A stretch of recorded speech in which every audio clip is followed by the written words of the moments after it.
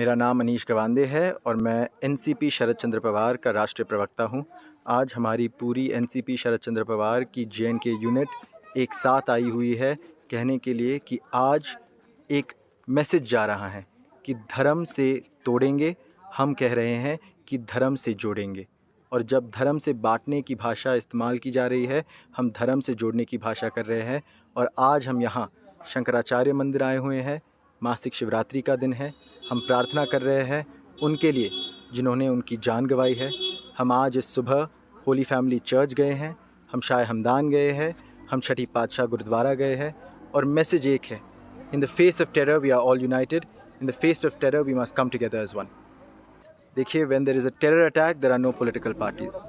All party meeting में decision लिया गया था, गवर्नमेंट ने सभी एमपीज़ को कंसल्ट किया था और हमने कहा है कि the government is authorised to take any action that it wants to. The nation stands with our government and we remain united in the face of terror. आज हमारा एनिमी पाकिस्तान नहीं है, पाकिस्तान में जो टेरर फैला रहे हैं वो हैं। आज हमारे यहाँ हमें इंडियन और कश्मीरी के नाम पे बांटा जा रहा है, हिंदू और मुसलमान के नाम पे बांटा जा रहा है, और वही टेररिज्म की साजिश है। हम उस साजिश को जीतने नहीं देंगे and we will remain united even in these times. मैं अभी कश्मीर में 3 दिनों से रहा हूँ, बहुत सारे लोगों से मिला हूँ। कश्मीर में हर एक कश्मीरी यहाँ पे मौन कर रहा है।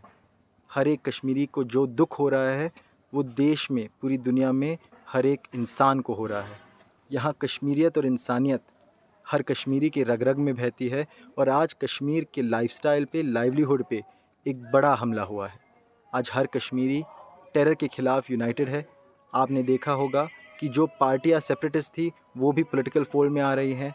लाल चौक में भी टेररिज्म के ख़िलाफ़ नारे उठ रहे हैं। और आज कश्मीर में माहौल ऐसा है कि हर कश्मीरी टेरर के ख़िलाफ़ एक आवाज़ में अपनी आवाज़